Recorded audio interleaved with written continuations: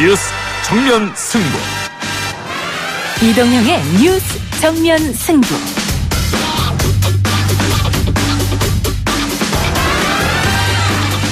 청취자 여러분 안녕하십니까, 이동형입니다. 정부가 호르무즈 파병을 결정했습니다. 안규백 국회 국방위원장의 말 들어보시죠. 이 청해부대를 일부 지역을 확대해서 파병을 하는 걸로 이렇게 결정했다는 보고를 받았습니다. 그것은 우리 국민의 안전 보장과 선박의 자유항해 보장을 위해서 작전 범위를 일부 확대시킨 겁니다. 한편 정의당은 국회 동의를 얻어야 할 사안이라고 했는데요. 국방위 소속 김종대 의원 잠시 후 만나보겠습니다. 竹島は歴史的事実に照らしても国際法上も日本固有の領土であり다케시마는 일본 고유의 영토다. 7년째 되풀이되고 있는 일본 외무상의 독도 망언이었습니다. 이런 가운데 독도는 일본 땅이라고 주장하는 전시관이 확장 이전에 개관식을 열었다고 합니다. 오늘의 핫뉴스 기자 언박싱에서 전해드립니다. 가족 간의 감염, 부부 간의 감염 이런 것처럼 제한된 어떤 환경에서의 전파는 가능하다라는 얘기를 하고 있습니다. 오늘 노영희의 출발 새아침 인터뷰 일부였습니다. 우한 폐렴이 확산되는 조짐인데요. 사람 간 감염 가능성도 나오고 있습니다. 전병률 전 질병관리본부장과 인터뷰해보겠습니다. 아빠의 아들 또는 아들의 아빠, 이 두 사람을 살해한다는 것 자체가 저로서는, 개인적인 감정으로서는 사형도 모자랄 것 같다는 생각이 들고요. 그리고 당연히 사형은 당연한 구형이라고 저는 생각을 합니다. 고유정에게 사형이 구형됐습니다. 아들 앞에서 아빠를, 아빠 앞에서 아들을 참살했다며 사형을 구형한 검사는 울먹이기까지 했다는데요. 사건 사고 박병과 김판 시간에 짚어보겠습니다. 1월 21일 화요일 이동의 뉴스 정면 승부 시작합니다.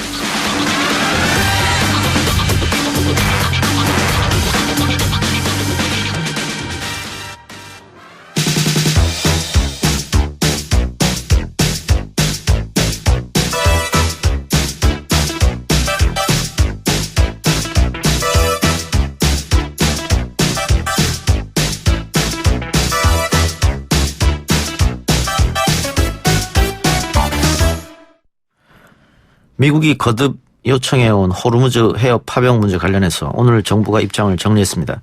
아덴만 인근에 파견되어 있는 청해부대의 작전 범위를 넓히는 방식으로 파병을 결정한 건데요.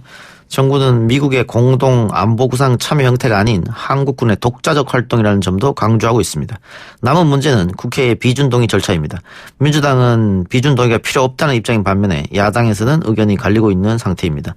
국방위 소속 정의당 김종대 의원 연결합니다. 의원님 나와 계십니까? 네, 안녕하세요. 네, 안녕하십니까. 자, 파병 결정 이후 정의당 논평 보면은 파병에 반대하는 입장인데요. 이유를 좀 들어볼까요? 네, 사실은 정의당이 오늘 반대 성명을 냈다 그러지만은 불과 1월 초만 하더라도 정부 입장하고 똑같아요. 예. 정부가 신중하게 하겠다 그러면서 강경화 외교장관이 한국의 이익과 미국의 이익은 다르다는 이야기를 국회 외무통일위에서 했지 않습니까? 예. 이때 제가 국회뿐만 아니라 정부 국방부 외교부 어디를 확인해봐도 파병을 검토해야 된다는 얘기는 한마디도 없었어요. 예. 근데 1월 들어와가지고 강경화 외교부 장관 또 정의용 청와대 안보실장이 미국에 갔다 온 뒤로 말들이 바뀌기 시작합니다. 예. 그러더니 급기야 오늘 결정을 내린 거거든요. 이런 점에서 보면은 저는 정의당이 일관되게 얘기해왔고 정부도 그랬었다. 그런데 미국에 가서 미국 말 한마디에 이렇게 바뀔 수 있는 것이냐. 이 점이 몹시 조금 개탄스럽기도 하고 못마땅합니다. 우리 국익에 도움이 안 된다고 보시는 거죠? 아니 이게 파병이라고 하면은 어떤 파병인지를 알아야 국익에 도움이 될지 안 될지를 따져볼 수가 있는데 이번 파병의 경우에는 이게 깜깜이 파병이에요. 예. 사실 생소한 민감한 수역에 가가지고 우리 구축함 한 척으로 무슨 작전을 누구하고 어디서 하겠다는 거냐 아무도 모릅니다. 작전 계획이 없어요. 그런데 옛날에 우리 이라크 파병이라든가 또 거슬러 올라가면은 베트남전 파병이라든가 어떤 파병이든 간에 다 따져보고 어느 지역에 얼마의 병력을 보내서 무슨 작전한다. 작전 계획 다 수립하고 파병했잖아요. 근데 이번엔 뭡니까? 그냥 호르무즈 해협을 가는데 인근에 어딜 가는 건지 그 해협 한가운데 들어가는 건지 아무도 모릅니다. 예. 그러면서 그 작전 계획이 없이 파병부터 결정해놓은 참으로 이례적인 사건이 벌어진 거예요. 근데 혹자들은 미국과의 동맹도 생각하면서 이란의 반발을 최소화하는 그 정부의 고육지책이 아니냐 이런 주장도 있던데요. 아니 그 부분에 정부의 고충은 이해합니다. 예. 그래서 이란 정부에도 양해를 구한 걸로 보여지거든요. 예. 그 점에서 저는 정부도 고충이 있었다. 이 점은 인정해야 된다고 봅니다. 예. 그런데 아니 거기 가서 무슨 일이 벌어질지 또 앞으로 그 미래의 어떤 작전의 어떤 양상 또 미국과의 어떤 그 연합작전 여부는 어떻게 할 것인지 모르거든요. 예. 그러니까 이거는 일종의 어떤 미국에 끌려가는 거지 우리가 뭔 작전을 어떻게 한다는 걸 근거 있게 제시할 내용이 전혀 없기 때문에 예. 아주 좀 우려된다고 할 수 있어요. 정부도 그런 지금 의원님의 지적을 의식해서인지 이게 네. 파병이라는 표현 대신에 작전 범위 확대, 한국군의 독자적 활동 이것을 강조하더라고요. 아니 말장난이라고 보는데. 어허. 예, 사실 그 작전 범위 확대는 그 밑에 아덴만에서 그 위에 호르무즈로 간다는 얘기예요. 예. 그런데 이 작전 범위가 확대되면 양상이 완전히 달라집니다. 예. 우선 아덴만에 간 건 해적 잡으러 간 거거든요. 예. 그런데 호르무즈 해협에 해적이 있습니까? 그건 이란이랑 국가 상대로 하는 작전이지. 이건 해적 잡고 교민은 들고 상선 지키고 유조선 지킨다는 거하고는 별반 관계성이 없는. 예. 엄연히 하나의 국가를 상대로 하는 거거든요. 예. 그런 점에서는 이것이 독자적인 파병이라 하더라도 실제로는 미국의 연합 호위 함대 우리 연락장교를 보내서 긴밀한 연관관계에서 하는 거기 때문에 독자적인 작전을 할 수도 없고 결국은 미국이 주도하는 작전에 대한 참여다. 예. 이 점이 분명히 예. 그런데 방위비 분담금 문제도 있고 북핵 문제도 있고 그렇기 때문에 정부 입장으로서는 미국의 요청을 마냥 거절하기는 힘들지 않았을까 그런 생각도 드는데요. 그런 식으로 파병이라는 국가 중대사를 다른 현안과 연계시키는 것은 매우 위험한 사고방식입니다. 예. 우리가 노무현 대통령 때 이라크 파병 때 북한 문제에 대한 평화적 해결을 미국이 동의하는 조건으로 예. 그 파병을 검토한 적이 있습니다.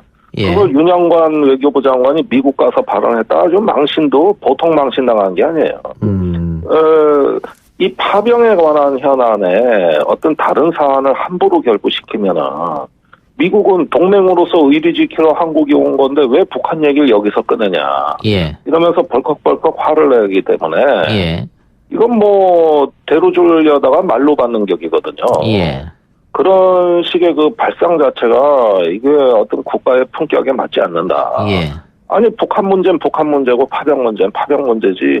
그걸 함부로 연계시킨다는 건 한국만의 사고방식입니다. 예. 미국은 그런 사고를 아주 싫어해요. 예.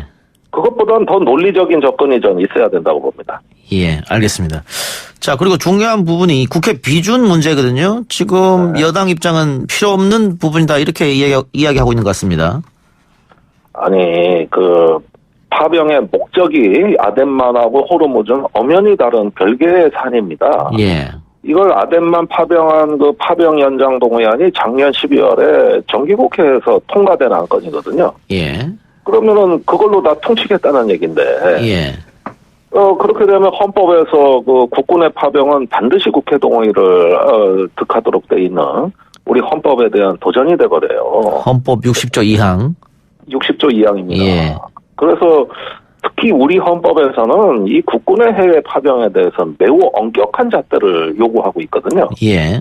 예, 이 점을 정부가 모를 리가 없는데 이번에 이렇게 졸속으로 결정이 된 거는 앞으로 두고두고 법리 논쟁에 휩싸이게 될 것이다. 예. 자칫하면 불법 파병이 될 수도 있다는 점을 명심해야 됩니다. 예.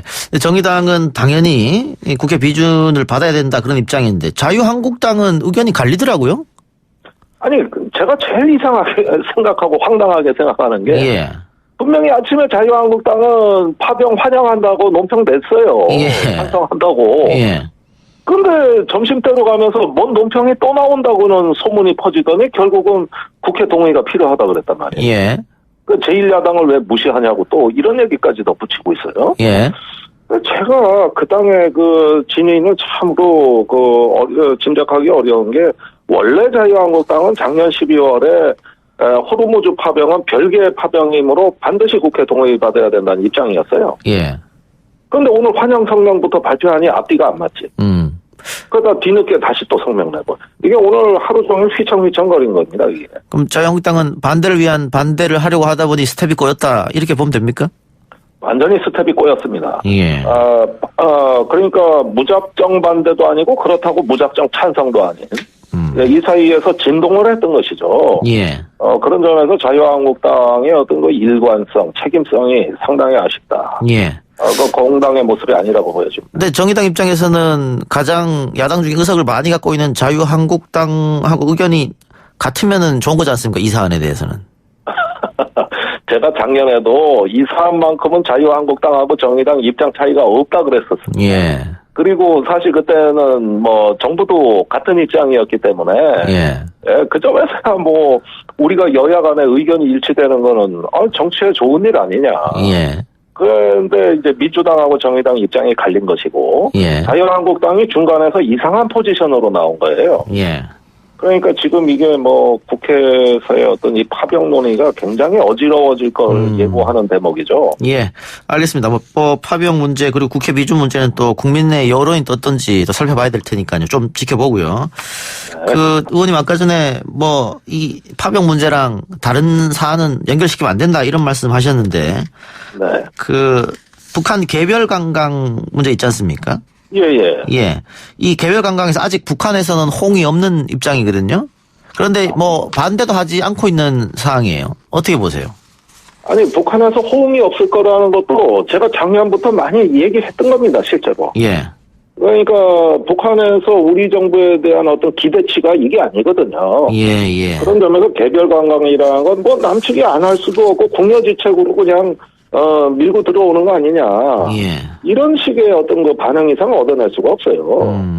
우리가 그 금강산 관광 재개하기로 재작년 9.19 성명에서 협의해 줘놓고 1년도 더 지나서 이제 개별 관광 얘기하고 있으니 북한으로서는 기분 좋을 리가 없죠. 예, 결국 응하지 않을 것이라고 봅니까 그러면? 응하지 않는 게 아니라 뭐 와서 볼 테면 봐라. 우리 신경 안 쓰겠다. 그러나 우리 원래 얘기는 이거 아니지 않느냐. 이런 어떤 거 냉소적 태도로 나오지 않을까 예상됩니다. 이종석 전 장관 같은 경우에도 기자회견 열어서 만시지탄이다 이런 표현도 했었고 정부가 조금 더 적극적으로 나서야 된다고 이야기했는데 의원님과 같은 입장이라고 생각하면 되는 거죠? 저는 그 얘기 1년째 했습니다.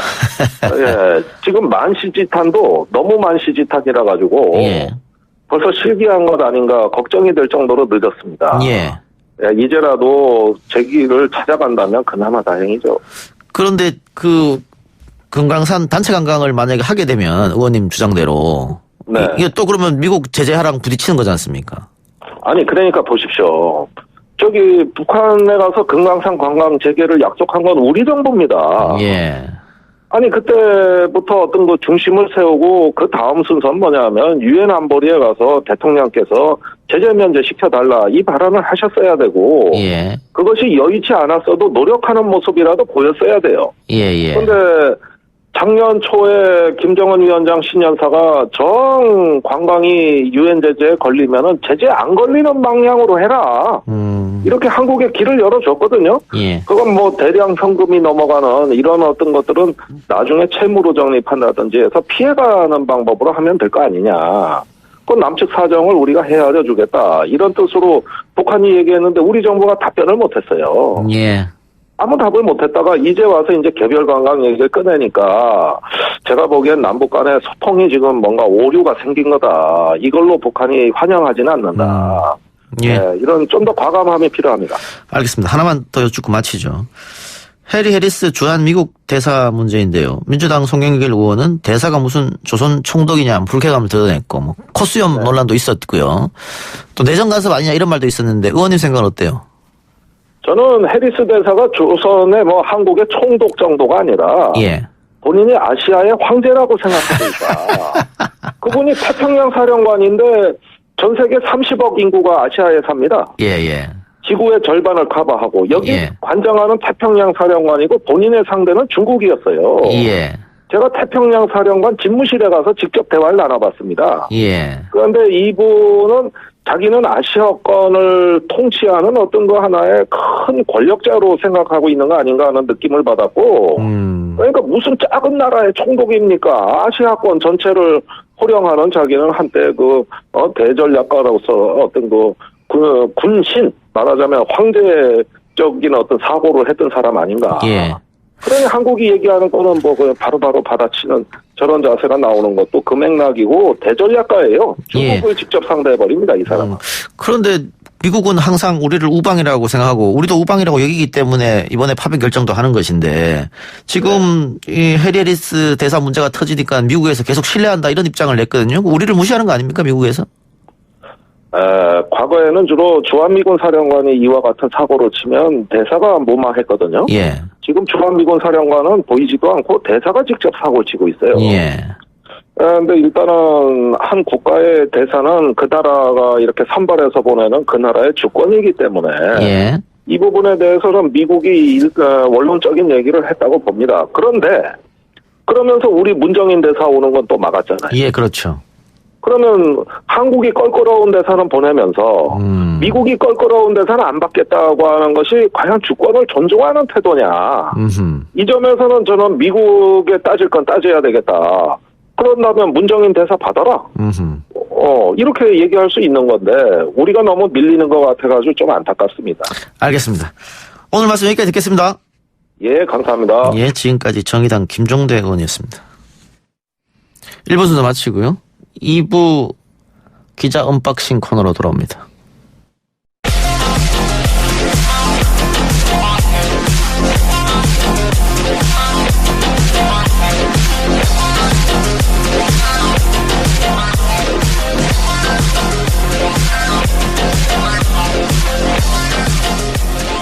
YTN 라디오 이동의 뉴스 정면승부 2부 시작합니다. 오늘 나온 뉴스들을 언박싱해드리는 기자 언박싱 코너입니다. 오늘은 한국경제 이상은 기자 나왔습니다. 어서 오십시오. 예, 안녕하세요.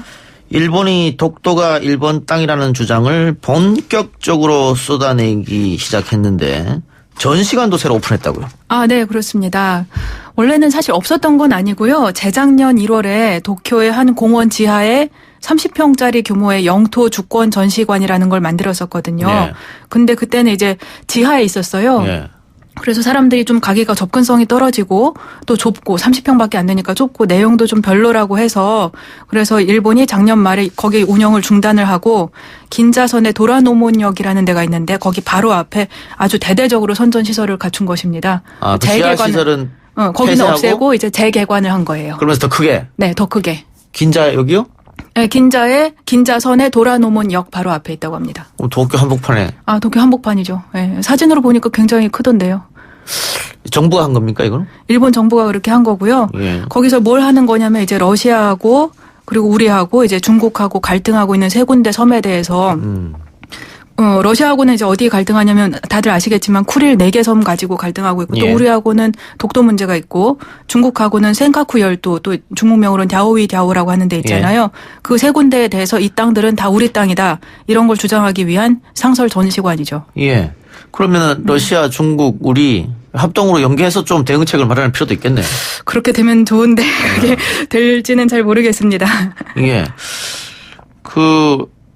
이런 주장이 뭐 어제 오늘 일은 아닌데 그렇죠. 본격적으로 해보겠다 네. 이런 생각인 것 같아요. 그렇죠. 굉장히 좀 우리로서는 듣기가 좀 불편한 말들이긴 한데 뭐 오늘 얘기한 거 보면 상당히 뭐 들을 때마다 기분이 좀 별로 좋지는 않습니다. 이제 오늘부터 일반인 관람을 시작을 했거든요. 그래서 이제 한국 취재진들도 거기 가고 그렇게 했는데 새 전시관이 거기에 이제 에토 세이치라는 사람이 왔어요. 그분은 영토 문제를 담당하는 담당상인데 이 전시관이 일본의 독도 영유권에 관한 이해를 깊게 할 것이다 이런 주장을 펼쳤고요.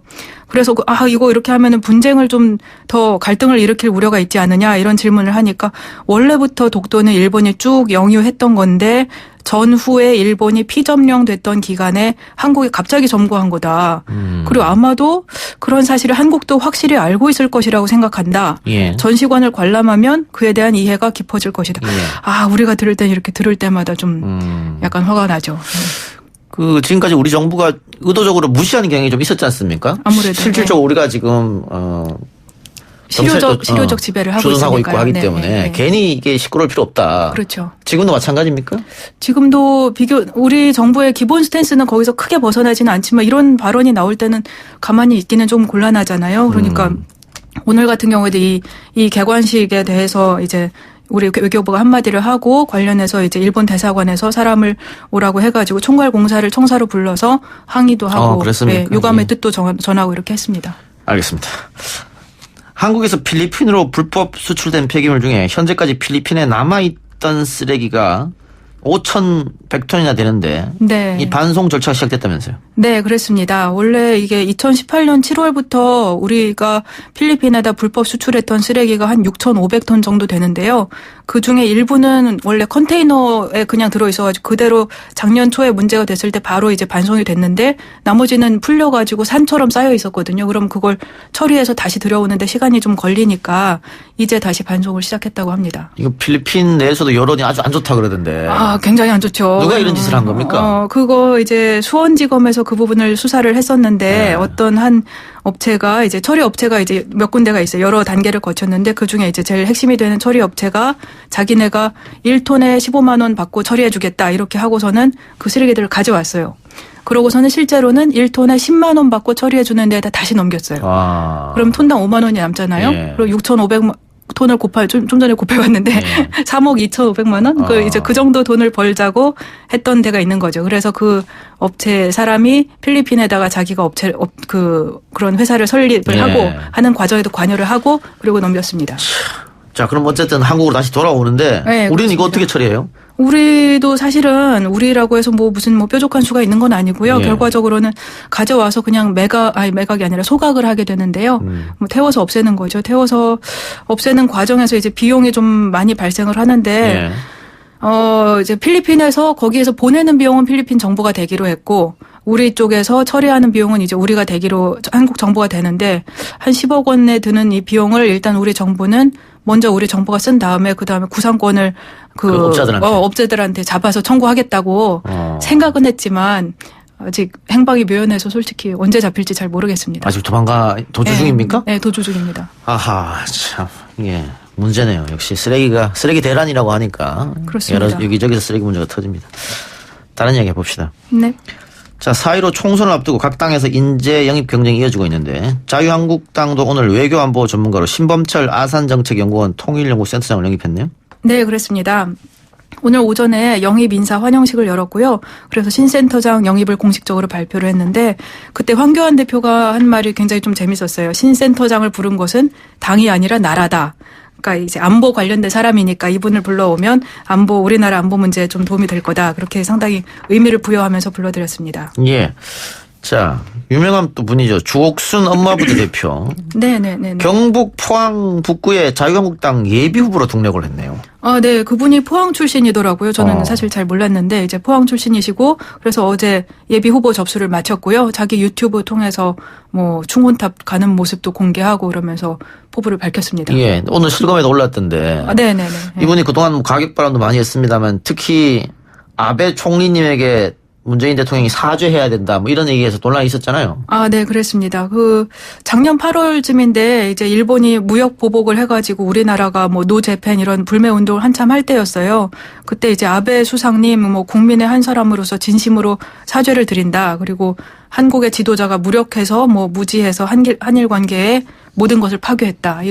그런 멘트를 많이 하셨죠. 알겠습니다. 굉장히 과격한 발언들입니다. 경선을 치를지 어떻게 할지 좀 지켜보고요. 예. 더불어민주당에 영입된 사람이 여성도 군대 가야 한다는 취지로 얘기했다가 논란이 커졌다고 하는데 이건 뭡니까? 그거는 이제 방위 사업학이라는 부분에서 박사학위를 받은 분인데. 새롭게 영입된 분이군요? 새로 영입됐습니다. 네. 오늘 총선 인재 영입 11호로 발표된 분이고요. 최기일이라는 분인데 건국대학교에서 겸임 교수를 하고 계셨다고 합니다. 그분이 이제 방위산업 전문가이고요. 근데 이제 방위산업 전문가다 보니까 군대 문제는 이제 자기 그 분야 아닙니까? 근데 5년 뒤에는 병역 자원이 줄어들 거다. 그러니까 10년 뒤에는 외람된 말씀이지만 대한민국의 여성분들도 군대를 가야 할 시기가 오지 않을까. 오늘 이제 자기 의견 포부를 밝히면서 그런 이야기가 나왔다고 합니다. 예. 논란이 커졌습니까, 이게 그래서? 우리 이제 여성이 군대에 가느냐 이런 문제는 언제나 이제 화약고 같은 뭐 던지기만 하면 바로 이제 판이 벌어지는 그런 논의니까요. 예. 근데 이제 그분의 맥락을 들어보면 저는 상당히 뭐 합리적인 부분도 예. 있더라고요. 왜냐하면 이게 그냥 무조건 여자도 가야 된다 이런 공평성 차원에서 얘기하시는 게 아니고 이제 향후에 10년 뒤에는 여자가 군대를 가더라도 병력이 부족할 수 있다. 그러니까 남자 여자를 가려받을 때가 아닐 것이다. 그때가 되면 예. 그런 취지에서 여성도 군대는 때가 올 것이다. 이런 얘기를 하시는 예. 거라서 뭐 저는 뭐 납득이 갔습니다. 예. 그동안 뭐 논쟁이 되었던 사안이니까요. 그렇죠. 예. 예. 알겠습니다. 하나만 더 마치죠. 네네. 중도 보수 통합을 목표로 하는 혁신통합추진위원회 박형준 위원장이 원희룡 제주도지사를 만났다고요? 네, 그렇습니다. 박 위원장이 제주도청을 방문해서 원지사한테 설 전에 보수통합 신당 참여를 결정해달라고 이렇게 요청을 했습니다. 같이 하자. 네. 예. 또 원래 또 새누리당 출신이니까. 그렇죠. 예, 원래 옛날에 한나라당 시절에 이제 유명하셨잖아요. 예. 그때 개혁 성향의 소장파 모임이 있었는데 남경필, 원희룡, 정병국 이렇게 해서 뭐 남원정 이렇게 예, 부르던 예. 때도 있었죠. 그런데 이제 박근혜 전 대통령 탄핵 국면에서 그때는 새누리당을 탈당하고 바른정당도 가셨다가 바른미래당도 가셨다가 현재는 무소속이십니다. 예. 이제 뭐 집 나간 토끼 뭐 이런 분이시죠. 이 요청에 원희룡 지사의 답변은 있었습니까? 숙고하겠다 이렇게 답변을 하셨으니까 바로 뭐 가겠다 이렇게 답장하신 건 아니지만 예. 앞서서 했던 이야기를 보면 이제 작년 11월에도 혼자 입당하는 건 의미가 없다. 슬그머니 가지 않겠다. 그러면서 통합되면 보수 세력이 통합을 시도하면 몸담을 수도 있다는 여지를 두셨거든요. 예. 그러니까 이번에도 아마 뭐 그렇게 되실 수도 가능성이 있을 거라고 봅니다. 알겠습니다. 오늘 말씀 여기까지 듣겠습니다. 네, 감사합니다. 지금까지 기자 언박싱 한국경제 이상은 기자였습니다.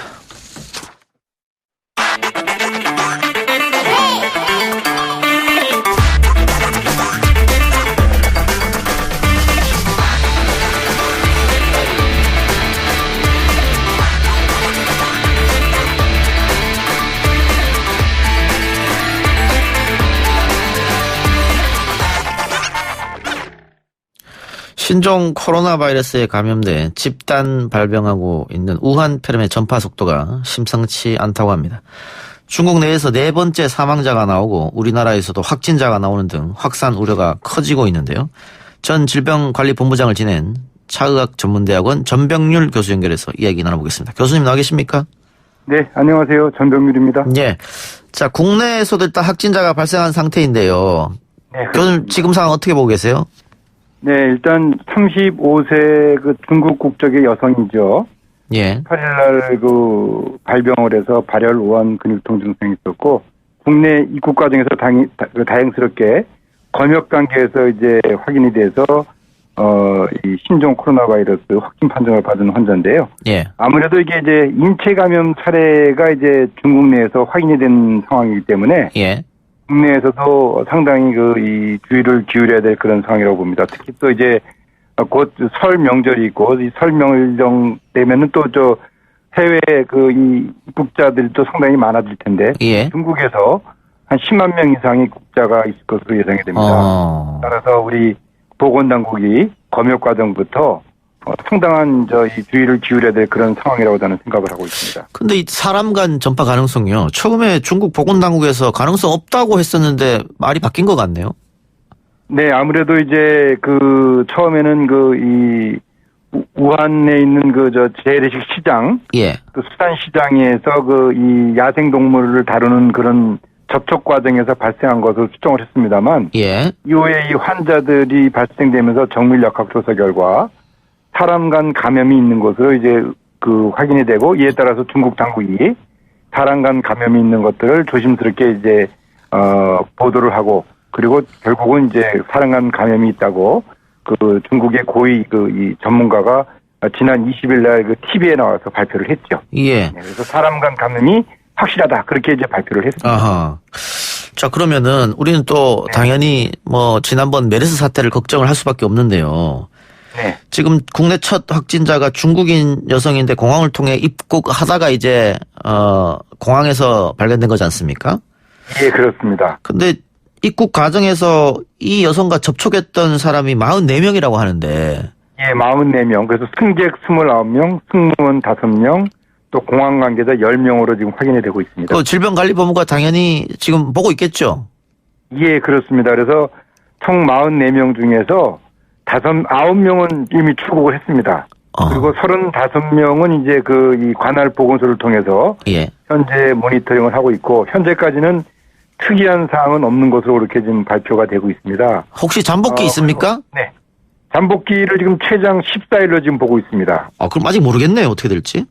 네, 그렇습니다. 그래서 보건당국은 첫날 그리고 둘째 날 그리고 일주일째 되는 날 계속해서 이제 확인을 하고 발열 증상이나 호흡기 증상이 있는지를 확인해서 의심 증상이 있을 경우에는 바로 격리를 하고 정밀 검사를 시행하는 그런 계획을 갖고 이 35명에 대한 모니터링을 지속적으로 좀 시행 중에 있습니다. 예. 증상이 방금 말씀하신 것처럼 기침, 고열 또 있습니까? 아무래도 이제 일반적인 호흡기 증상을 생각하면 되겠습니다. 그래서 발열 증상, 호흡기 증상, 그렇게 기침이라든지 인후통, 예. 호흡곤란 예. 이런 증상들이 이제 중국 우한 등을 갔다 온 분들에 있어서 발생할 경우에 반드시 보건기관에 신고하도록 그렇게 좀 저희들이 당부를 드리고 있죠. 예. 증상은 감기와 비슷한 것 같은데요. 예, 그렇습니다. 문제는 이게 신종 바이러스니까 백신이나 치료제가 마땅치 않다고 하는데 맞습니까? 예, 우리 지난번에 메르스를 경험했던 거하고 똑같은 상황입니다. 예.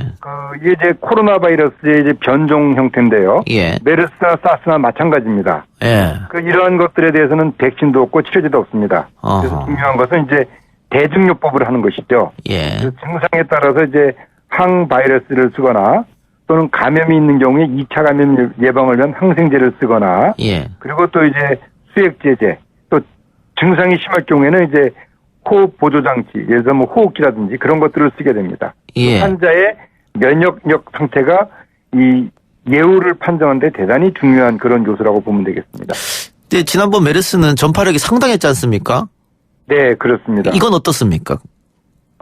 다행히 이제 사스나 메르스에 비해서 이제 감염력은 그렇게 높지 않은 것으로 보고 있습니다만, 예, 다행이네요. 예. 상황을 이제 계속해서 좀 지켜봐야 됩니다. 현재 중국에서 환자 발생 양상이 어떤 양상을 보이고 있는지, 세계보건기구가 지금 중국 당국하고 지금 정밀 역학조사를 하고 있는 상황이기 때문에, 예. 그런 상황들을 신속하게 정부가 이제 입수를 해서, 예. 상황을 이제 그때 이제 이 국민들에게 알려줌으로써, 국민들이 갖게 될 이 공포감 그런 것들을 최소화시켜주는 것이 지금 상황에서는 대단히 중요하다 저는 이제 그렇게 생각을 합니다. 예, 방금 세계보건기구와 중국 보건당국이 협업을 하고 있다고 하는데 국제 공조 시스템은 잘 돌아가는 모양이죠? 예, 일단 WHO 발표에 따르면 예. WHO 이 관계관들이 중국 이 전문가들과 만났다. 이제 그런 내용을 이제 공식적으로 발표했습니다. 예. 그래서 현재 WHO는 이 신종 코로나 바이러스가 어디서 왔는지 또 어떻게 전파되는지 이런 것들은 계속해서 파악을 해야 된다. 예. 그리고 신속한 정보를 계속해서 제공하겠다. 그렇게 지금 발표를 한 상태고요. 예. 그리고 이제 22일 내일입니다.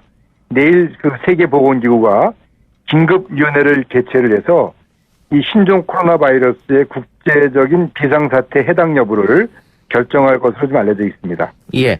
근데 일각에서는 중국이 수치를 일부러 줄여서 발표하고 있다 이런 얘기도 있던데 어떻게 보세요? 네, 중국도 이제 사스를 경험을 했고, 예. 그리고 또 이제 우리나라에서 2015년도 메르스가 발생했을 당시 우리나라에서 접촉자가 중국으로 입국을 했을 때 확진 판정을 받아서 격리 조치를 하고 그런 내용들을 신속하게 발표한 사례가 있지 않습니까? 예. 그런 것들을 비춰봤을 때 다른 것과는 다르게 이 공중보건 위기라는 상황에 대해서는 아마도 가장 신속한 대응을 하지 않을까 생각을 하고 있는데요. 예. 보도에 따르면 시진핑 중국 국가주석이 직접 질병 확산을 통제하라고 지시한 데 이어서 또 중국의 국가건강위원회도 이 질병을 법정 전염병 을류에 포함하고 최고 단계인 감류 전염병에 준해서 예방 통제를 하고 있다는 점을 볼 때는 중국도 이 상황을 가볍게 보지는 않고 있다. 저는 그렇게 생각합니다. 예. 근데 지금 중국에서 15명이 감염됐고 4번째 사망 환자가 나왔고 중국 전역으로 확산되는 추세다. 이런 보도가 계속 나오고 있는데 네. 설 연휴 때 중국으로 여행을 계획하고 계신 분들도 많을 거란 말이죠. 어떻게 괜찮겠습니까? 일단 세계보건기구가 소위 말하는 이제 국제보건규칙이라는 규정에 따라서 이런 감염병이 발생됐을 때 여행을 통제하거나 하는 이제 그런 규정은 없습니다. 다만 이제 여행자들이 개인 그 위생 수칙을 철저히 지키고 그리고 또 이제 감염의 원인이 되는 그런 그 접촉을 피해주는 것이 일단 중요하겠고요. 특히 이제 중국을 여행하더라도 야생동물을 취급하는 그런 재래식 시장이라든지 또 그런 질환이 있는 그런 이 사람들과의 접촉을 자제하는 것이 중요하겠습니다. 그리고 그렇다고 해서 아주 위축되거나 그럴 필요는 없고요.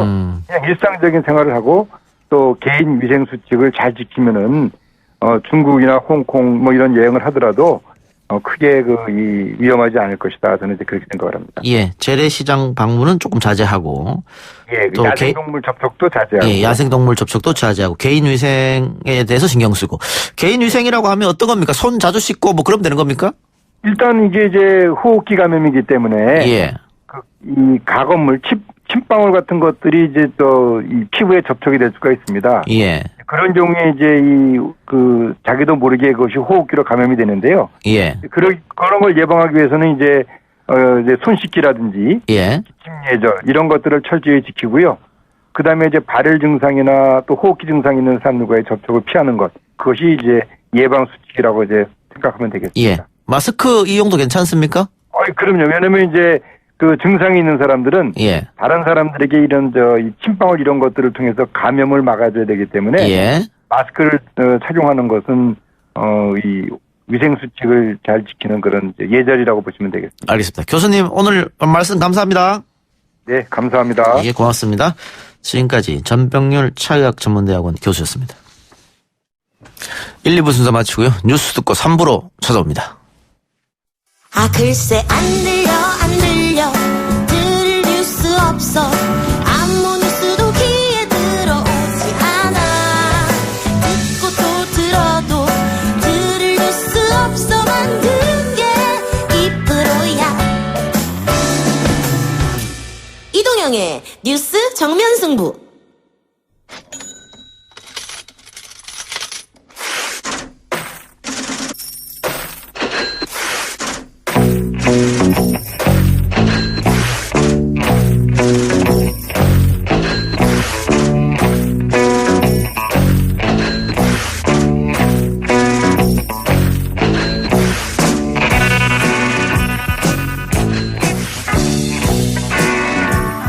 YTN 라디오 이동의 뉴스 정면승부 3부 시작합니다.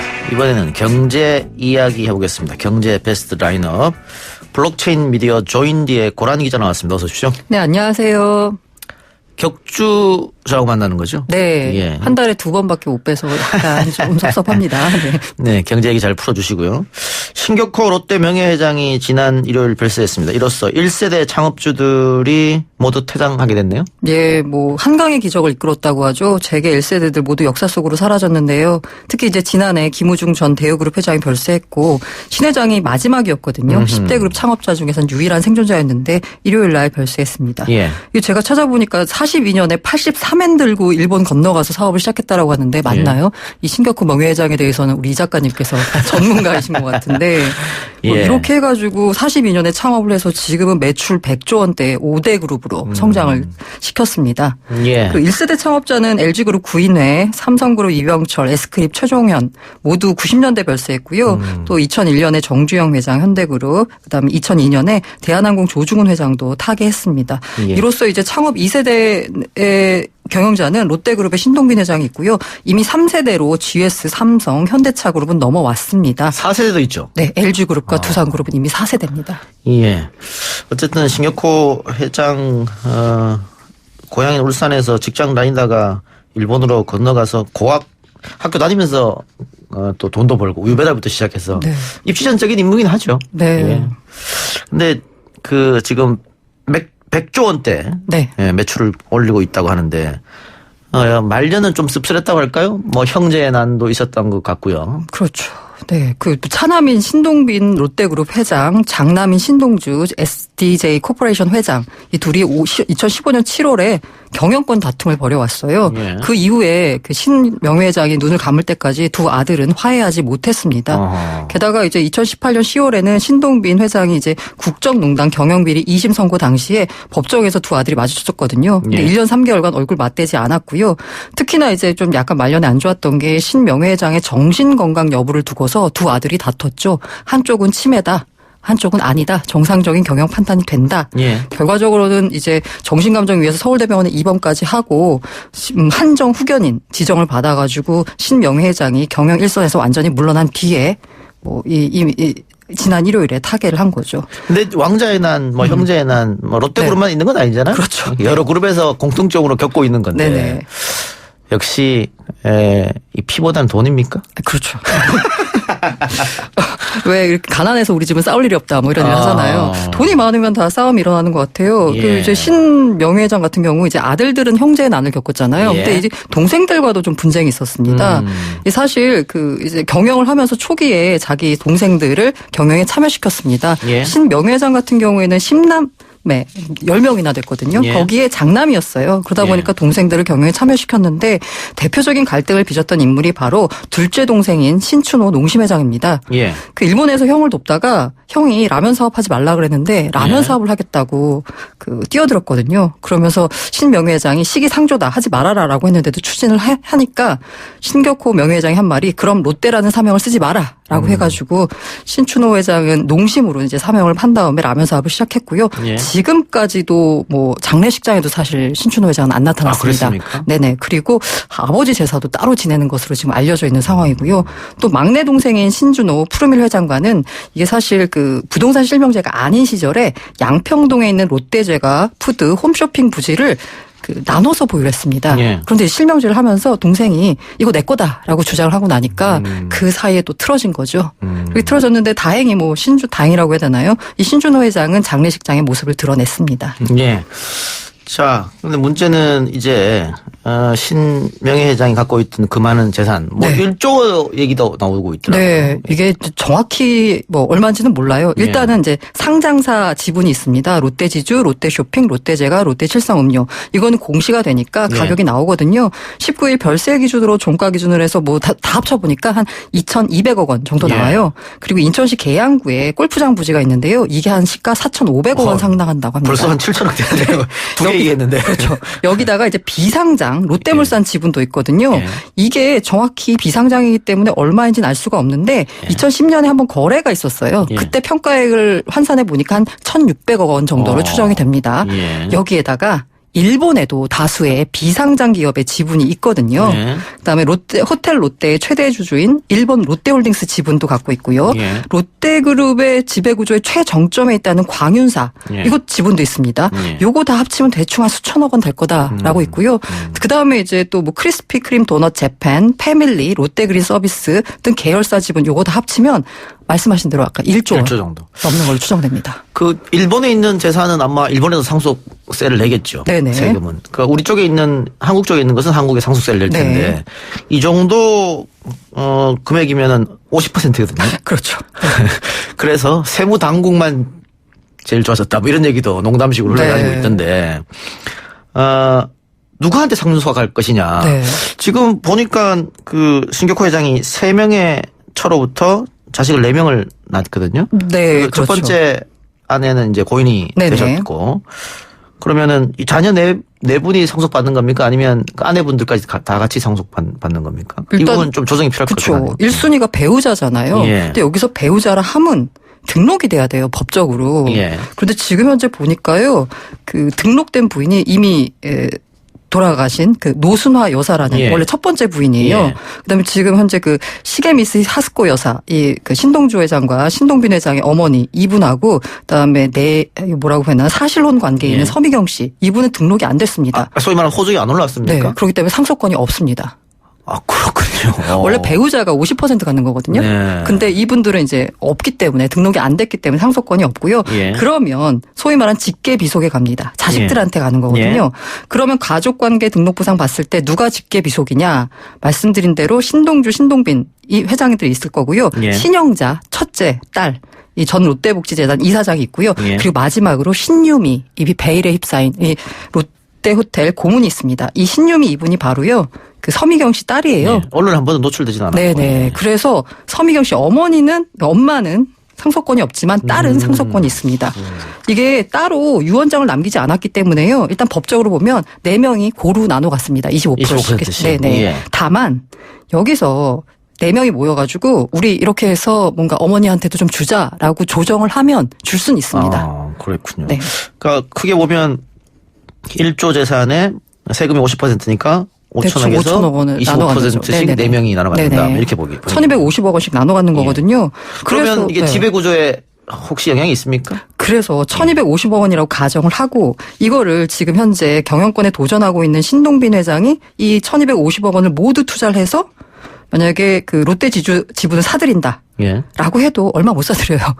네, 이미 게임이 안 됩니다. 경영권 다 끝났고요. 근데 혹시라도 그 지배구조 최정점에 있는 광윤사 여기 지분을 사들인다? 이것도 쉽지 않은 게 이미 신동빈 회장이 50% 플러스 1주를 확보했습니다. 아, 네. 그럼 신동빈 회장의 지배체는 흔들리지 않겠다. 네, 이렇게 그냥 보면. 갑니다. 예. 네.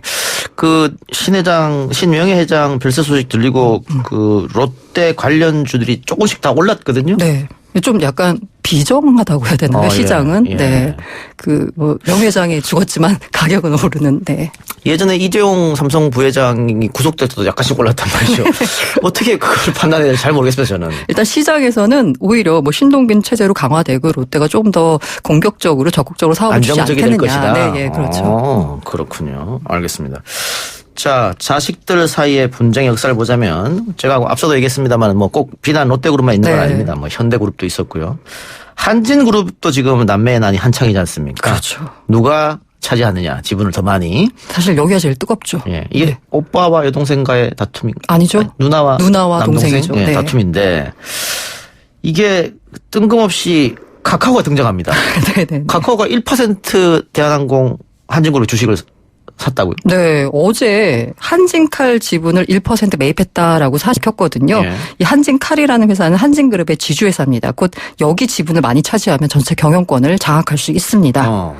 그런데 여기 이렇게 보자면 지금 현재 경영권 분쟁에 카카오가 한 가운데 들어가는 거거든요. 예. 도대체 카카오가 IT 기업이 왜 항공사 주식을 샀나 싶잖아요. 예. 일단 공식적으로 밝힌 이유는 업무 제휴다. 예. 라는 건데요. 지난해 이미 12월 15일에 카카오와 대한항공이 뭐 플랫폼이나 멤버십, 커머스 등 분야에서 업무 협약, 양해각서, MOU를 체결했습니다. 예. 서로에게 좀 뭐 도움이 된다는 건데요. 근데 지난해 12월 5일 날 체결했고요. 지분 매입 사실은 어제 공개를 한 거거든요. 예. 1%면 5%가 안 되기 때문에 굳이 매입 사실을 밝힐 필요가 없습니다. 그런데 밝혔다는 얘기는 이 지분이 과연 누구 거게라고 할 때 조원태 쪽에 편을 들어주는 거 아닌가, 조원태 회장 쪽에라는 겁니다. 조원태 쪽에 손을 들어주면 훨씬 이 경영권 싸움에서 앞서 나갈 수 있다 이런 거예요? 왜냐하면 지금은 사실 뭐 이게 1% 가지고 뭐라 그러냐. 근데 1%는 당시 시가보로 보자면 한 200억 정도 들여 산 거거든요. 예. 200억이 큰 돈이긴 하지만 뭐 카카오 같은 회사에는 뭐 큰 돈이 아닐 수도 있는데 1%가 중요한 게 뭐냐면 여기가 지분이 굉장히 정말 막상막하예요. 하나라도 더 있어가 되거든요. 예. 그래서 보면은 이제 조원태 회장, 조현아 전 부사장, 조현민 전무 보면은 다 6.5% 안팎그룹 비슷비슷합니다. 아, 그렇기 때문에 1%가 상당히 크다. 네. 그래서 이 1%는 만약에 카카오는 공식적으로 입장을 밝히진 않았어요. 우리가 뭐 조원태 회장 편을 들 거다 이런 식의 입장 표명을 하지 않았지만 시장에선 다 조원태 회장의 백기사가 아니냐라고 해석하고 있고요. 실제로 3월 주총에서 해야 될 일이 뭐냐면 조원태 회장의 재선임이에요. 만약에 재선임이 안 되면 정말 경영권을 뺏길 수도 있는 거거든요. 그렇기 때문에 3월 주총이 중요한데 이 주총 때 카카오도 우리 편이다. 모든 다른 지금 조현아 쪽으로 약간 가지 않은 다른 표들 우리 쪽으로 와라라는 신호이거든요. 일종의. 그럼 업무 협약도 조원태 회장 쪽에서 카카오와 이야기해서 이루어진 거네요. 적극적으로 유치했다라는 설이 있습니다. 그러면 세간의 이야기처럼 카카오가 조원태의 백기사다라는 말이 꼭 과장은 아닌 것 같아요. 과장은 아니고요. 그리고 좀 약간 위협적인 게요.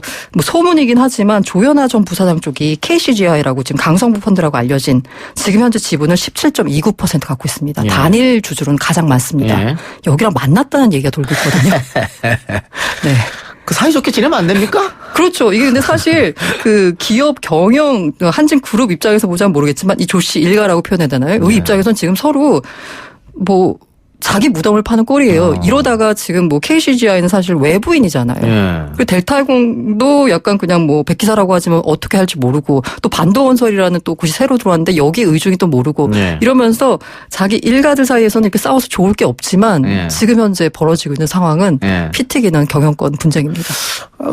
저희 같은 일반인들 봤을 때는 뭐 서로 가족이니까 알 거 아닙니까? 누가 더 능력이 있는지. 네. 능력 있는 사람이 맡으면 될 것 같은데. 네. 근데 지금 현재 그 국내 기업 특히 재벌 같은 경우에는 능력 있는 사람이 아니라 주로 이제 장자 승계 우선 원칙이기 때문에 아무래도 네. 예, 복잡하네요. 예. 한진그룹도 아버지 때도 형제난이 있었죠. 네. 그때 정리된 걸 보면은요. 그 2002년에 조중훈 회장이 이제 작고한 이후에 형제난이 벌어졌는데 조양호, 장남, 조남호, 조수호, 조정호 회장 이 4명이 각각 항공, 중공업, 해운, 금융 부분을 나눠 가지면서 정리가 됐습니다. 이 당시에는 순환 출자 구조였거든요. 그래서 이제 계열사별로 순환 출자 고리만 끊으면 금방 분리가 됐는데요. 이번 한진그룹은 지주사 체제예요. 이게 쉽지가 않습니다. 계열 분리가. 그렇기 때문에 아마 그 남매난이 격화되면 결국 가족에게는 자충수가 될 가능성이 큽니다. 그런데 아까 저희가 능력 있는 사람이 하면 된다 이런 얘기 했는데 그 한진그룹의 해운을 나눠 가졌던 조수호. 네. 조수호 회장이 일찍 사망했지 않습니까? 그리고 부인이 경영을 했었죠. 최은영 이사장이 경영을 했는데 결국은 망했습니다. 네네. 그래서 이게 과연 옳은 일이냐. 그렇죠. 그렇죠? 네. 그런 얘기가 많이 돌고 있는데 뭐 소유와 경영 분리 이야기도 많이 하지 않습니까? 그렇죠. 능력 있는 CEO를 모셔오고 나는 소유만 하고 경영을 다른 사람한테 맡기는. 근데 우리는 글쎄요. 이 창업주 대를 이어서 내려오기 때문에 이거는 나의 회사, 아버지 회사, 할아버지 회사다. 그러니까 딴 사람한테 못 주다 이런 생각이 있는 것 같아요. 그렇죠. 이게 상장회사가 아니면요. 뭐 그럴 수도 있어요. 근데 이미 상장했거든요. 그러면 주식회사의 주인은 누구냐? 그럼 주주거든요. 그럼 자기 말고 다른 지분을 가진 다른 주주도 있거든요. 그러면 그 주주들의 의견을 모아서 정말 능력 있는 경영진을 선임을 해야 됩니다. 그런데 지금은 우리는 그냥 총수 일가가 이제 물려받는 체계인데요. 이렇게 총수 일가가 물려받더라도 경영진을 견제하기 위한 장치가 바로 이사회라는 게 있습니다. 그 이사회는 사내이사와 사회이사로 구분되는데요. 사내이사는 쉽게 말해서 그냥 회사 직원이에요. 임직원이에요. 그러다 보니까 그 회사 총수말을 따를 수밖에 없습니다. 거수기. 네. 견제가 안 되죠. 그래가지고 사회이사를 강화하자라는 체제를 도입해서 사회이사를 대폭 확대를 했습니다. 문제는 뭐냐면요. 이 사회이사도 거수기라는 거예요. 그러니까 재벌 그 총수의 뭐 측근이나 뭐 그 아는 사람이라던가 아니면 회사에서 오래 일했던 사람이 나중에 나가니까 다시 이제 사회이사로 기용을 한다거나 이런 식으로 하거든요. 그래서 일각에서는 사회이사 돌려받기 뭐 이런 얘기도 나오고 있어요. 내 편을 들어줄 만한 사람을 사회이사로 지명하는군요. 그러니까 견제 기능이 전혀 없거든요. 그래서 오늘 정부가 이제 문재인 대통령 주재로 국무회의를 열어서요. 상법, 자본시장법, 국민연금법, 이른바 공정경제 3법 시행령 개정안을 의결했거든요. 이 골자가 뭐냐? 상장사 사회이사 임기를 6년으로 제한해라. 왜? 오래 하니까 견제가 안 된다는 거예요. 이사 후보자의 체납 사실 등 정보를 공개해라. 왜냐하면 경영진을 선임을 할 때 투명하게 정보를 공개해서 이상한 사람이 못하게 하게 한다. 이거예요. 그리고 세 번째가 기관 투자자의 지분 대량 보유 보고 의무. 이른바 5% 룰인데요. 이걸 완화해라. 아니 세 가지 시행령 개정안을 의결했습니다. 이에 대해서 당연히 재계는 반발하고 있습니다. 네. 그럼 마지막 5% 룰 나머지는 이해가 되는데 마지막 그 경제 문외한 저 같은 사람은 이해가 좀 안 되는데 설명이 좀 필요할 것 같아요. 지금 기존 법령에서 보자면요. 상장회사 주식을 아까 카카오는 제가 5% 안 되니까 보고 안 해도 된다고 했잖아요. 5% 이상 보유하면은요. 1% 이상 지분을 사고 팔 때마다 5일 안에 공시를 해야 됩니다. 그런데 이제 그 국민연금 같은 공적연기금이 경영 참여가 아닌 단순 투자 목적이면 5%를 적용을 받지 않습니다. 지금 국민연금이 그렇게 하고 있죠. 네. 경영 참여가 목적이 아니잖아요. 네. 근데 경영 참여 목적은 아닌데요. 이게 만약에 스튜어드십 코드라고 있잖아요. 그 기관 투자자로서의 선관 의무를 다해라라는 건데 이거대로 만약에 주주로서 목소리를 낸다. 그러면 이게 과연 뭐 배당을 늘려라, 뭐 이사를 교체해라 이렇게 목소리를 내는 게 단순 투자냐? 라고 하면 이것도 경영 참여 아니야? 라는 그 의혹이 있었던 거예요. 국민연금 입장에서는 자기 패를 다 노출을 시키고 운용을 해야 되는 거잖아요. 그런데 이 룰 때문에 상당히 제약을 받았습니다. 그런데 이번에는 이 시행령 개정을 통해서 5% 룰 적용 범위를 축소했습니다.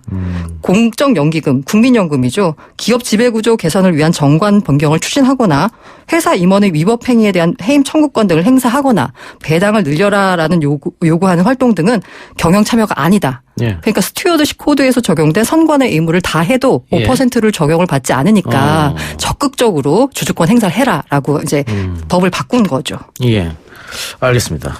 쭉 이야기를 들어봤고요.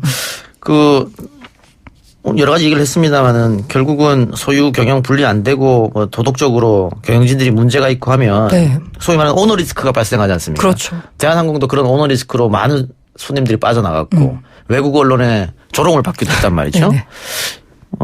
외국보다 특히 대한민국에서 오너 리스크가 많이 존재하는 것 같은데 어떻게 보세요? 사실 오너 리스크라는 말 자체가 우리나라에만 있다고 봐도 되지 않을까. 왜냐하면 외국은 소유와 경영이 분리되어 있기 때문에 오너 리스크가 존재할 일이 별로 없습니다. 네. 예. 알겠습니다. 다시 한번 재벌에 대해서 생각해보는 시간이 되었으면 하고요. 자, 고라니 기자 지금 위에 티셔츠를 조인 D입니다. D 입고 오셨는데. 블록체인 미디어 조인 D고요. 회사 옷이죠? 네. 왜 입고 오셨어요? 여기 나와서 광고하려고요. 무슨 광고를 하려고? 제가 이 늦은 시간에 여기 왜 상암동 YTN까지 왜 찾아왔겠습니까? 예. 유튜브 조인 D 검색하시면요 채널이 나오거든요. 예. 구독, 좋아요 꼭 눌러주시기 부탁드립니다. 뉴스공장 나갔다 온 뒤에 구독자가 확 늘었다면서요? 네, 퀀텀 점프를 했거든요. 그야말로 예. 제2의 კვan텀 점프를 정면 승부에서 이룰 수 있도록 도와주세요. 예, 조인 D 유튜브. 네, 지금 그렇습니다. 구독자 몇 명쯤 돼요? 8,000명 됩니다. 아직 10,000명이 안 됩니다. 그래도 이쪽 업계에서는 꽤 많습니다. 네네네. 네네네. 10,000명 만들어 주시기 바랍니다. 네. 오늘 말씀 여기까지 듣겠습니다. 수고하셨습니다. 네, 감사합니다. 네, 지금까지 고란 블록체인 미디어 조인 D 기자였습니다. 3부 순서 마치고요. 4부 박변과 김판 코너로 돌아옵니다.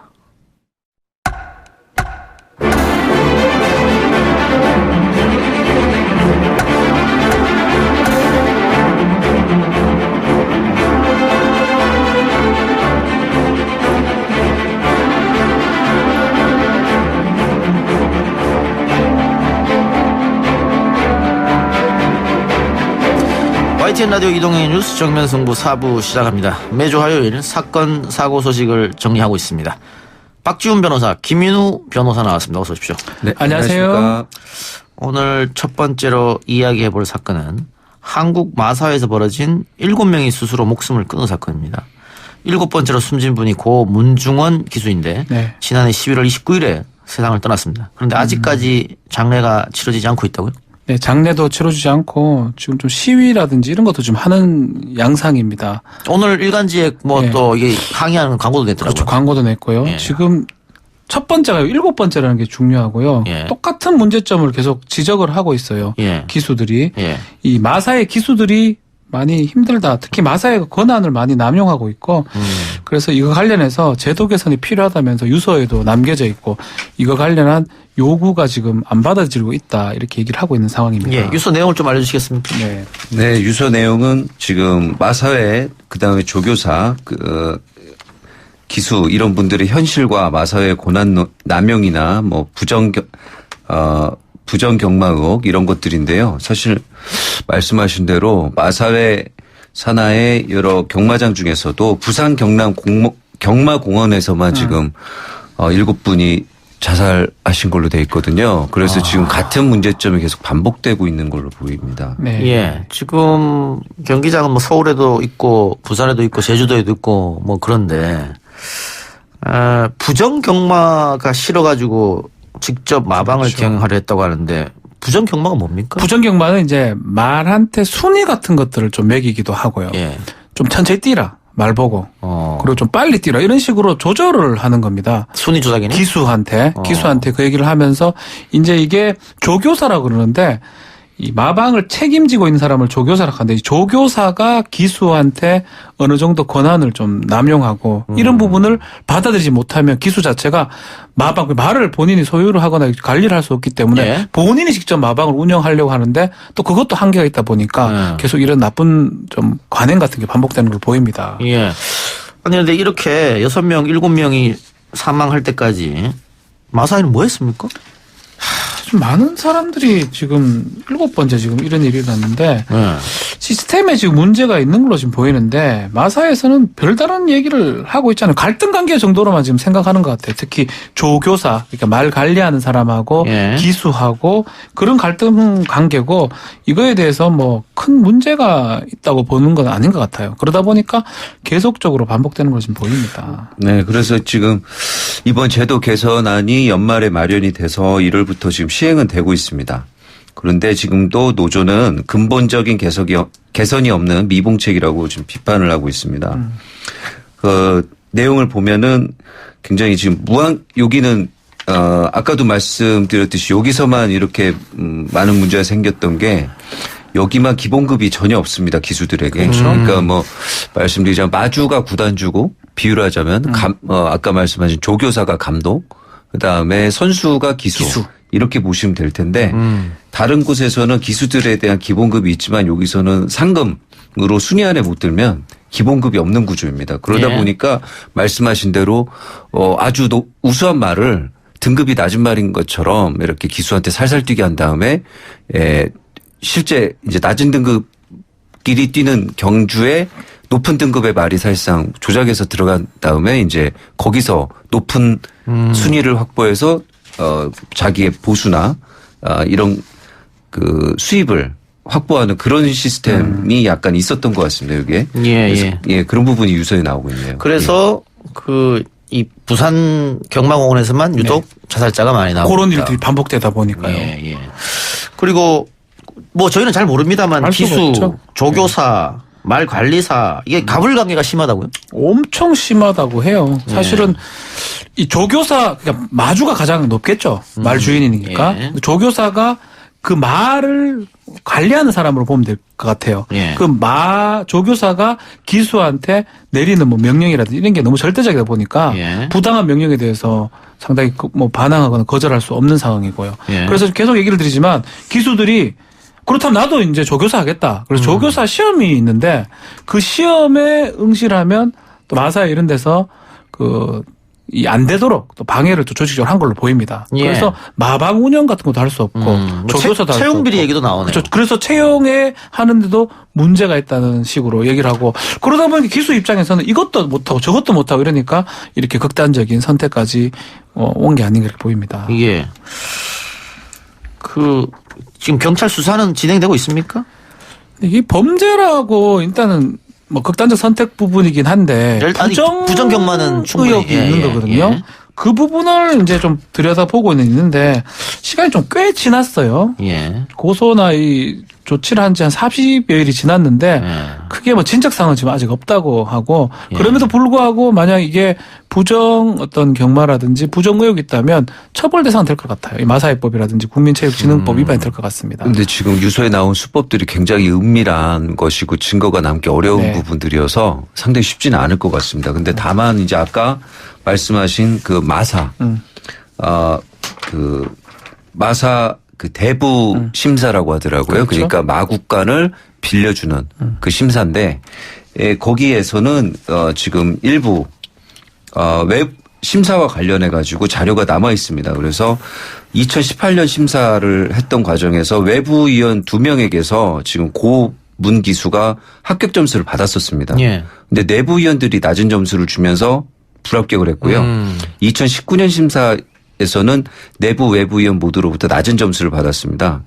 그래서 그런데 이제 정작 합격한 사람 2명은 조교사 면허를 취득한 지 1, 2년밖에 안 됐고 이 고인은 7년 동안 트라이 했는데도 한 번도 안 됐거든요. 그래가지고 이거를 유서에 나온 내용에 의하면 이 마방 빨리 받고 싶으면 높으신 양반들과 밥도 좀 먹고 하라고 마사회 직원들이 말했다라는 게 유서에 나오고 있습니다. 그래서 그런 불공정한 부분들은 일단 뭐 심사 자료가 남아있기 때문에 수사가 어떻게 될지 한번 지켜봐야 될 것 같습니다. 일단 마사회에서는 경찰 수사 결과를 지켜보자. 그리고 고 문기수가 제기한 조교사의 부당 지시, 마사 대부심사국 등에 대해서는 수사 결과에 따라 엄정 조치하고 시정해 나설 예정이다. 그리고 조교사의 부당지시 등 부정행위 전반에 대한 실태 조사도 착수하고 있다. 이렇게 이야기를 했습니다.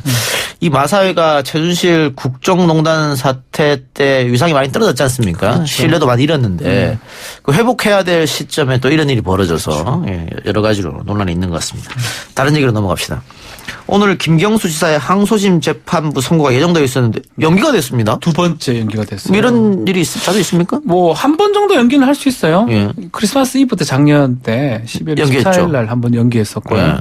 선고인데 선고 직전 어제 변론 재개하겠다고 직권으로 얘기를 하면서 예. 연기를 하고 오늘 이유까지 밝히면서 지금 변론이 재개되면서 연기가 된 상황인데 예. 이례적입니다. 두 번 정도 한 것도 이례적이고 저는 이렇게 구체적으로 변론 직권으로 재개하면서 이유를 설치하는 경우를 본 적이 별로 없거든요. 판사 출신한테 물어보면 되죠. 네. 보통 이렇게 선고를 연기하다가 지금 이거 같은 경우는 이제 선고 연기가 아니라 아예 다시 변론을 제기한 경우인데요. 그렇죠. 이 경우는 보통 재판장하고 주심의 의견이 불일치할 때 많이 있는 일입니다. 네, 그래서 이제 한 번 더 재판 열어보고 얘기 더 들을 거 있으면 들어보고 증거도 보고 그 다음에 다시 한번 합의를 하자라고 해서. 재판부끼리 서로 얘기하는데 안 맞았군요. 그렇죠. 네네. 주심 의견하고 부장님 의견하고 안 맞은 걸로 지금. 3인 합의가 돼야 되는데 실제로는 한 명은 배석이고 주심 판사가 있고 부장 판사가 있는데 두 사람 의견이 이제 상충했을 가능성이 있는데 이게 이상한 부분 하나 있어요. 차문호 부장이에요. 고등 2부장, 서울고등 2부장인데 형사 2부장. 8가지 사항을 제시를 합니다. 이런 부분들이 문제가 되니까 이 부분 입증을 좀 해달라. 이 부분은 근데 얘기를 하면서 심증이 형성될 만한 얘기도 많이 하면서 이 부분이 이상하다라고 얘기하면서 직권으로 이렇게 변론을 제기하는 경우 저는 거의 없거든요. 그냥 만약에 상충이 되면 그냥 직권으로 재개하면 돼요. 아니면 증거 부분 새로 보겠다라고. 아니 어떤 변론을 보겠다라고 하면 되는데 이렇게 구체적으로 8가지 얘기를 하면서 이렇게 얘기하는 경우는 정말 좀 이례적인 게 아닌가 생각이 듭니다. 그럼 언제 합니까? 지금 다음 재판은 3월 10일 오후 2시에 열릴 예정입니다. 3월 10일 더 이상해요. 3월 10일이면 인사이동 끝나고거든요. 차문호 부장은 제가 알기로는요. 서울 고등법원에 지금 2년째 있습니다. 인사이동도 가능성도 있어요. 본인이 판결을 하지 않고 갈 가능성도 배제할 수는 없어요. 바뀔 수도 있다? 바뀔 가능성도 있습니다. 그럼 변론 갱신을 해야 되거든요. 재판 갱신. 다음에 오는 부장이나 다음에 오는 그 배석 주심일 수도 있고 그 사람들이 새로 이제 갱신해서 판결할 수도 있습니다. 또 연기될 수 있으면 그러면? 연기가 되죠. 그러되면 바로 이게 재판 수사 기록이 방대할 거니까 새로 단기간에 다시 봐야 되니까. 예, 알겠습니다. 그런데 오늘 연기하면서 지금 쟁점이 하나 있는데요. 재판부는 김경수 지사가 드루킹에게 킹크랩 시연을 받았다. 이렇게 지금 판단한 것 같아요. 그런데 김경수 지사 쪽에서는 황당하다. 그거 아니다. 이게 주장하거든요. 엇갈리고 있습니다. 이게 제가 계속 말한 이거예요. 이 얘기를 한 거예요. 이게 지금 이 사건의 핵심 중에 핵심인데 재판부에서 이제 차문호 부장 재판장이 8가지 쟁점을 얘기하면서 이 부분을 얘기합니다. 시연을 받는데 이 부분이 고개를 끄덕거렸다는 그 김경수 지사가 그걸 지금 그런 것 같다. 그거 관련해서 진술 신빙성 있는 자료들을 서로 제출하라고 얘기를 했어요. 이제껏 변호인 그러니까 김경수 지사 측은 본 적 없다고 했는데 봤다고 하니까 봤다고 하면서 제출하라. 이거는 유죄라는 거거든요. 한편으로는 유죄의 심정이 있는데 한번 유죄 아닌 것처럼 증거 한번 대봐라. 아니면 검찰한테 더 강력한 증거 대봐라. 이런 뉘앙스로 지금 보인 거기 때문에 이게 저는 또 이례적이라는 거예요. 그냥 얘기할 수 있죠. 이번에 심리가 덜 됐으니까 변론 다시 재개합시다라고 할 수 있는데 이렇게 구체적으로 뭔가 제시하면서 해달라라는 건 저는 조금 이해하기 좀 어렵습니다. 사실은. 네, 특히 이렇게 8가지 중에 5번째가 김동원이가 보내온 시연 이후에 온라인 정보 보고와 방대한 작업 기사 목록, 그다음 피고인이 보낸 기사 목록에 대하여 어쩌고 저쩌고라는 답신을 받고서도 문제 삼지 아니한 것으로 보이는데 그 이유는 요 부분은 제가 봤을 때 굉장히 심증을 많이 드러낸 거 아닌가. 유죄거든요, 이거는요. 받았는데 왜 얘기 안 했냐. 받은 거 맞잖아. 이거거든요. 이걸 어떻게 답변합니까? 아니라고 그때까지 주장했을 것 같은데. 제가 재판 안 하지 않았지만. 그러니까 드루킹이 보내온 정보 보고와 방대한 작업 기사 목록 그리고 피고인 김경수 지사죠. 김경수 지사죠. 보낸 기사 목록에 대해서 전달하겠습니다. 처리하였습니다. 이런 김동원의 답신, 그 도루킹의 답신을 받고서도 왜 피고는 문상치 않았냐. 그러니까 심증을 드러냈다는 거죠, 판사에. 그러니까 이거는 유죄인데 너희들 공모 아니냐. 공모 관계를 지금 따지는 거잖아요. 킹크랩 관련해서. 이렇게 질문을 한다면 변호인이나 피고인 김경수 지사 입장에서는 답변할 게 사실 없어요. 아니 그러면 심증은 있는데 증거가 없으니까는 좀 더 보자 이런 말이에요? 쉽게 말해서? 아니, 제가 봤을 때는 심증이 양쪽이 완전히 지금 다른 것 같습니다. 그러니까 부장님과 주심 판사님의 주심이 정말 다른 거 아닌가. 특히 오늘 뭐 법정에서 8개 항목 중에서 뭐 한 3개 항목 정도에 대해서 특히 신경을 써서 주장 입증을 해주기 바란다라고 이제 법정에서 말씀하셨다는데 그 부분이 주로 지금 갈렸던 부분이 아닌가 이렇게 생각이 들었습니다. 1 사망을 거론하면서 특히 신경을 써서 주장 입증을 해주기 바란다. 이거는 그러면 피고 측과 검찰 측 양쪽에 다 이야기하는 겁니까? 그렇죠. 예, 그런 것 같습니다. 검찰도 이제 이거는 그것도 있습니다. 그 공선법 위반, 공직선거법 위반 부분도 있는 거거든요. 그것도 한번 검찰도 제시하라고 지금 하고 있기 때문에 지금 두 군데 다 제시를 하는데 저도 똑같이 봅니다. 통상 이렇게 2번씩 연기되는 거는 심리는 같이 하지만 기록 검토는 주심이 합니다. 재판장은 다 보지를 못하거든요. 그래서 재판장이 보는 시각하고 주심, 김민기 판사로 제가 알고 있는데요. 좀 정확하진 않습니다. 둘이 생각이 다른데 다르고 말면 되는데 이렇게 구체적으로 8가지 항목을 제시하면서 해달라는 건 좀 이례적이다. 그 1 사망이 뭐냐면 1항은 이제 아까 박지훈 변호사가 얘기했던 킹크랩을 봤다는 거고요. 두 번째 사항은 김경수 지사와 두루킹 사이의 관계는 어떤 것인지 그걸 묻는 거고, 세 번째 사항은 김경수 지사가 19대 대선을 위한 민주당 경선 및 19대 대선 과정에서 문재인 후보자와 민주당을 위해 어떤 역할을 담당했는지, 그것이 온라인 여론 형성과 관련성이 있는지. 이거를 지금 와서 1심 끝나고 2심까지 물어본다는 게 참 이해가 안 되는 거예요. 아니 지금 이걸로 재판했었잖아요. 이거를 물어보는 거는 유죄 무죄 할 테니까 답 주세요라고 하는 거랑 똑같아요. 그러니까 이게 저는 이해가 안 돼요.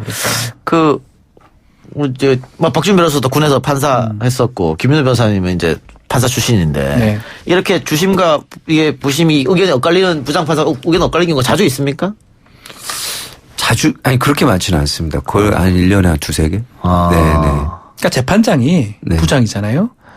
제가 알기로 주심 얘기를 경청을 하고요. 왜냐하면 기록 검토가 중요하거든요. 그러니까 주심 뉘앙스대로 많이 하는데 이 사건은 정치적이기도 하고 이러니까 차문호 부장 판사가 그런 부분을 좀 신경을 쓰고 있는 상황이 아닌가 이렇게 보입니다. 알겠습니다. 지켜보죠.